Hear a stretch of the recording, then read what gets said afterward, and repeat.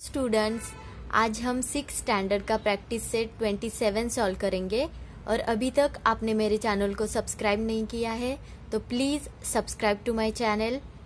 Question number first है, rewrite the following using a letter. अब आपको जो सेंटेंसेस दिए गए हैं उनको लेटर का यूज़ करके लिखना है। ओके, लेटर आप कौन सा भी यहाँ पे यूज़ कर सकते हो, ए बी सी, कौन सा भी लेटर यहाँ पे आप यूज़ कर सकते हो। यहाँ पे देखो फर्स्ट सेंटेंस है, the sum of a certain number and 3। Sum मतलब यहाँ पे एडिशन। एडिशन किसकी एडिशन? सर्टन नंबर एंड 3 की एडिशन। अब यहाँ पे पहले हम क्या करेंगे, सर्टन नंबर को पहले हम सपोज करेंगे। तो यहाँ पे पहले मैं एक लाइन लिखूंगी, suppose certain number be x.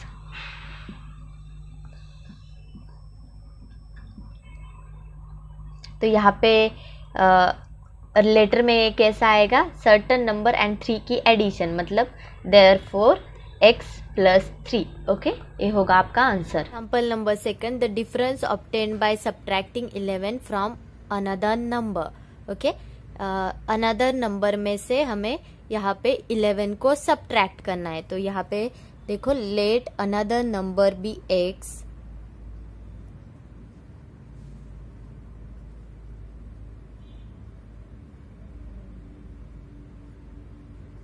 Therefore यहाँ पे हमें 11 को सब्ट्रैक्ट करना है अनदर नंबर में से। तो यहाँ पे आएगा x माइनस 11। ओके, तो ये होगा आपका आंसर।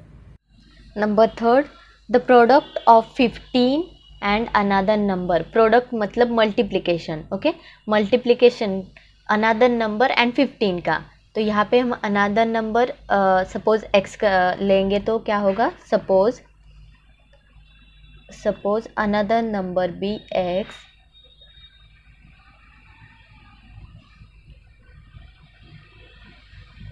तो यहाँ पे देखो product of 15 and another number. तो यहाँ पे आएगा therefore 15 into x equal to 15x। Number fourth, 4 times of a number is 24। मतलब अगर हम किसी नंबर का 4 टाइम करेंगे तो 24 आता है। तो वो नंबर हम x मानेंगे पहले। तो late A number be x, तो क्या आएगा, 4 टाइम्स ऑफ ए नंबर मतलब 4 times of x, 4 into x equal to 24, 4x equal to 24। ये होगा आपका answer. Okay, then next question, question number 2, find out which operation must be done on both sides of these equations in order to solve them. तो यहाँ पे आपको कुछ equation दिए गए हैं, आपको वो सॉल्व करने के लिए कौन सा ऑपरेशन यूज़ करना पड़ेगा। ठीक है, यहाँ पे सिर्फ उस ऑपरेशन का नाम लिखना है आपको। तो फर्स्ट एग्जाम्पल है, x प्लस 9 इक्वल टू 11। इसे सॉल्व करना है, मतलब क्या करना है, x की वैल्यू फाइंड आउट करना है। x की वैल्यू यहाँ पे हमें फाइंड आउट करनी है। तो क्या करेंगे, हम इस प्लस 9 को कैंसिल करेंगे। प्लस 9 को कैंसिल करने के लिए क्या करना पड़ेगा, यहाँ पे माइनस 9 करना पड़ेगा। देखो x प्लस 9 माइनस 9, अगर इस साइड हमने माइनस 9 किया है तो इस साइड, ए वाले साइड भी हमें माइनस 9 करना पड़ेगा। जो ऑपरेशन करते हैं वो हमें दोनों साइड में करने पड़ते हैं। ठीक है, अभी देखो माइनस 9 किया तो हम यहाँ पे लिखेंगे सब्ट्रैक्टिंग 9 फ्रॉम बोथ साइड। तो यहाँ पे हमने लिखा सब्ट्रैक्टिंग 9 फ्रॉम बोथ साइड। अभी देखो ये करने के बाद प्लस 9 को माइनस 9 कैंसिल होता है और x is equal to 11 minus 2, यहाँ 11 माइनस 9 यहाँ पे 2 आता है। मतलब यहाँ पे हमने इक्वेशन सॉल्व किया और सॉल्व करने के लिए कौन सा ऑपरेशन यूज़ किया है, सब्ट्रैक्शन। तो यहाँ पे सिर्फ आपको फाइनल आंसर लिखना होगा, ऑपरेशन का नाम लिखना है सब्ट्रैक्शन।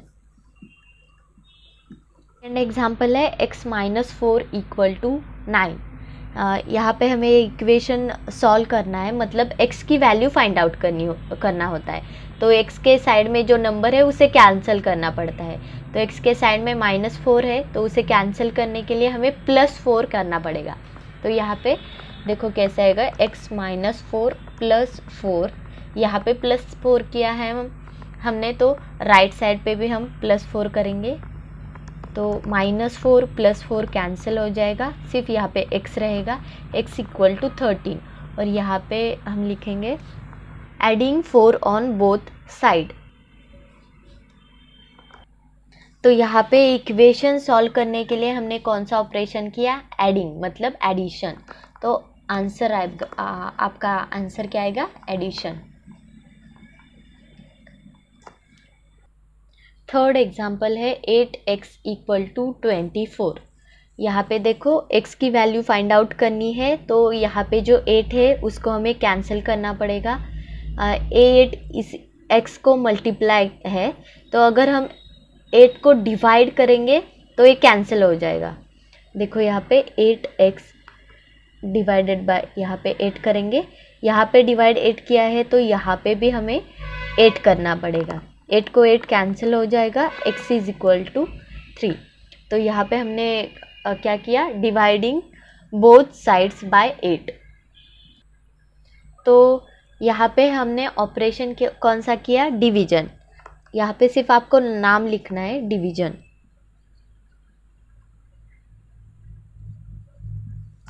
तो ये होगा आपका आंसर। एग्जाम्पल नंबर 4 है x/6 = 3। ओके, यहाँ पे x की वैल्यू फाइंड आउट करनी है, तो यहाँ पे जो डिवाइड बाय 6 दिया गया है उसको कैंसिल करना पड़ेगा। अगर हम दोनों साइड से 6 से मल्टीप्लाई करेंगे तो ये 6 कैंसिल हो जाएगा। तो देखो 6 × x/6 = 6 × 3, 6 को 6 कैंसिल हो जाएगा, x = 18। और यहाँ पे हमने क्या किया, मल्टीप्लाइंग बोथ साइड बाय 6। तो ये इक्वेशन, तो यहाँ पे हमें इक्वेशन सॉल्व करने के लिए मल्टीप्लिकेशन इस ऑपरेशन का यूज़ करना पड़ा। तो यहाँ पे आपका आंसर होगा मल्टीप्लिकेशन।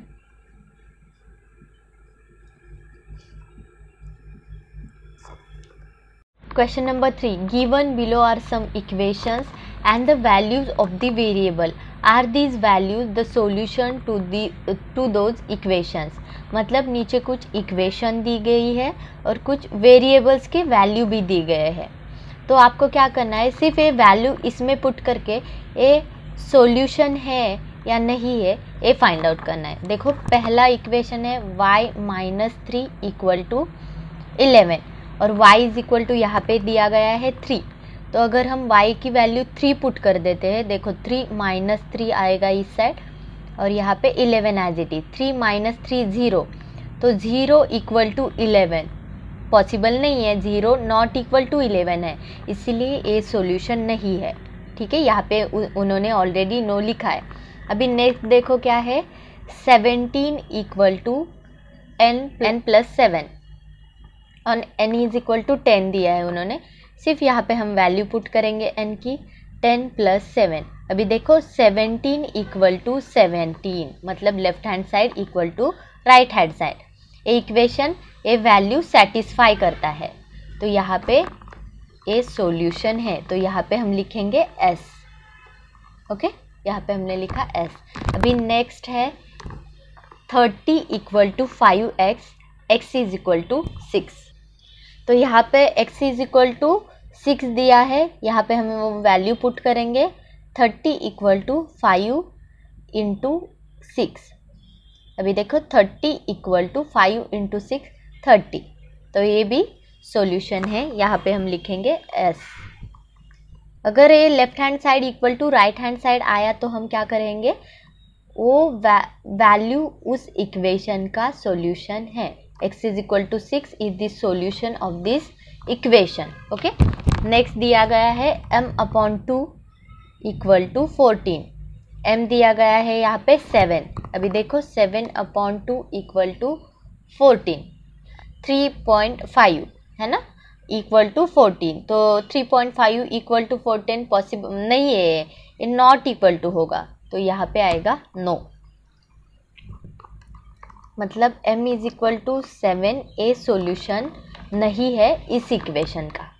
इतना सिंपल है, सिर्फ वैल्यू पुट करनी है आपको, और left hand side equal to right hand side अगर नहीं आया तो वो सॉल्यूशन नहीं है, और अगर left hand side equal to right hand side आ गया तो वो सॉल्यूशन है।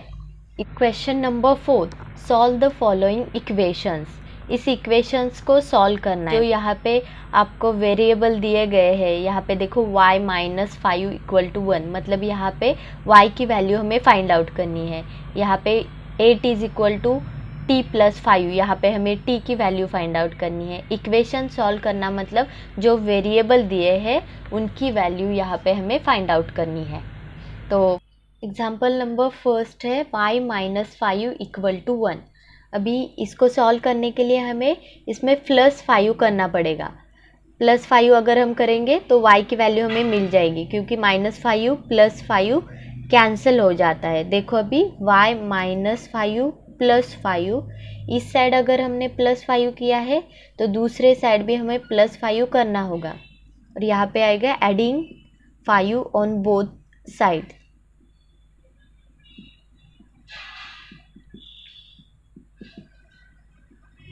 तो यहाँ पे देखो y माइनस 5 प्लस 5 प्लस 0 होता है इक्वल टू 1 प्लस 5 6। अभी देखो y इज इक्वल टू 6, यहाँ पे हमें वैल्यू मिल गई, तो ये होगा आपका आंसर।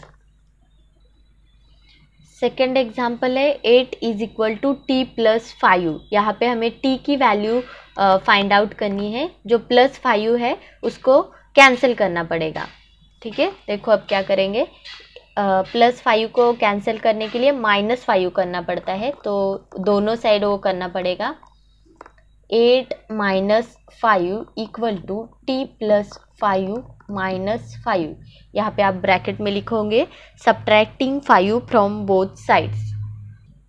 अभी देखो 8 माइनस 5 यहाँ पे 3 आएगा, प्लस 5 माइनस 5 कैंसिल होगा, और t सिर्फ यहाँ पे हम लिखेंगे, तो 3 इज इक्वल टू टी, तो देयरफॉर हम इसको लिखेंगे t इज इक्वल टू 3। ये होगा आपका answer. Next example 4x is equal to 52। यहाँ पे देखो यहाँ पे 4x को मल्टीप्लाई है, तो अगर हम 4 से इसको डिवाइड करेंगे तो ये 4 कैंसिल हो जाएगा और सिर्फ यहाँ पे x रह जाएगा। देखो अभी 4x divided by 4 equal to 52 divided by 4। 4 को 4 यहाँ पे कैंसिल हो जाएगा, x इक्वल टू अभी देखो 52 डिवाइडेड बाय 4, 4 1 जा 4, तो यहाँ पे 1 रहता है, 2 हम यहाँ पे लाएंगे, 4 3 जा 12। तो यहाँ पे क्वेश्चन 13 आया, तो x इज इक्वल टू यहाँ पे वैल्यू आएगी 13, और यहाँ पे हम लिखेंगे डिवाइडिंग बोथ साइड्स बाय 4।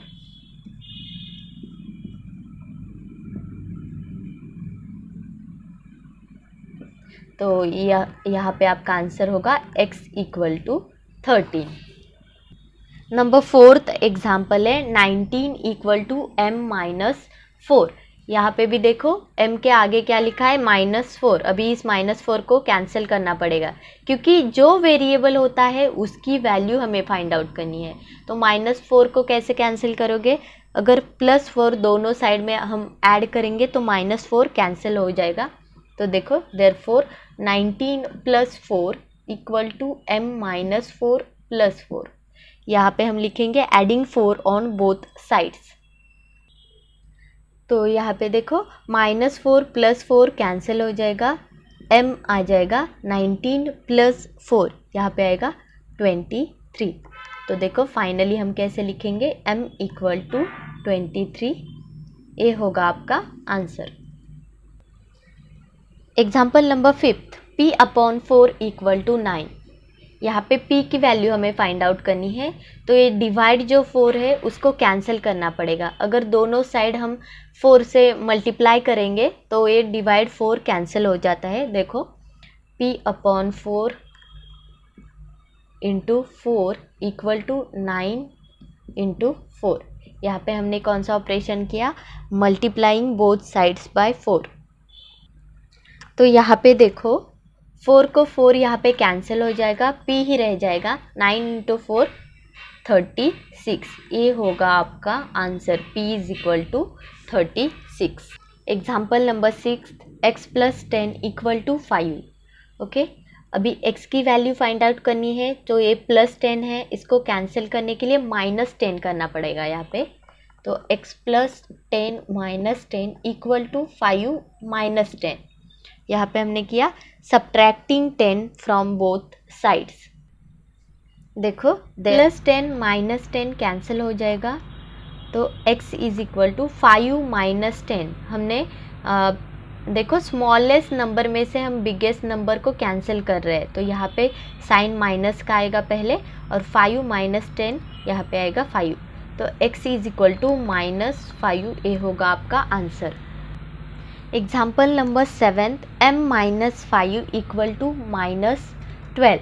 यहाँ पे m की वैल्यू हमें फाइंड आउट करनी है, मतलब जो -5 है उसे कैंसिल करना पड़ेगा। अगर हम दोनों साइड में +5 करेंगे तो कैंसिल हो जाएगा। m - 5 + 5, जो भी ऑपरेशन हम करते हैं वो मतलब जो ऑपरेशन हम इस साइड करते हैं सेम ऑपरेशन हम उस साइड भी करेंगे। देखो -12 + 5, यहाँ पे हमने किया एडिंग 5 ऑन बोथ साइड्स। तो देखो -5 + 5 कैंसिल हो जाएगा, m = -12 + 5 यहाँ पे आएगा 7। देयरफॉर m = 7, ये होगा आपका आंसर। नेक्स्ट एग्जाम्पल p + 4 = यहाँ पे हमें p की वैल्यू फाइंड आउट करनी है, मतलब जो +4 है उसको कैंसिल करना पड़ेगा। देखो यहाँ पे क्या आएगा, p + 4 - 4 = यहाँ इस साइड अगर हमने -4 किया है तो दूसरी साइड भी हमें -4 करना पड़ेगा, -1 - 4। तो यहाँ पे हम लिखेंगे सब्ट्रैक्टिंग 4 फ्रॉम बोथ साइड्स। तो यहाँ पे देखो +4 - 4 0 हो जाएगा, +0 करेंगे, -1 - 4 -1 - 4 -5, ठीक है, ये आपको ध्यान देना होगा, -5। देयरफॉर p = यहाँ पे आएगा -5। Question number 5, write the given information as an equation and find its solution. Example number 1, Haraba owns some sheep. After selling 34 of them in a market, he still has 176 sheep. How many sheep did Haraba have at first? मतलब हराबा के पास कुछ ship थी पहले, उसमें से उसने 34 market में उसने सेल कर दी। ही स्टिल हैज़ 176 शिप, मतलब फिर उसने 34 सेल करने के बाद उसके पास 176 अभी भी है। मतलब में सेल करने से पहले उसके पास कितनी शिप थी वो हमें यहाँ पे फाइंड आउट करना है। जो क्वेश्चन है उसको ही हम सपोज करेंगे, ठीक है। सपोज हराबा हैड x शिप, और बाद में हम x की वैल्यू फाइंड आउट करेंगे।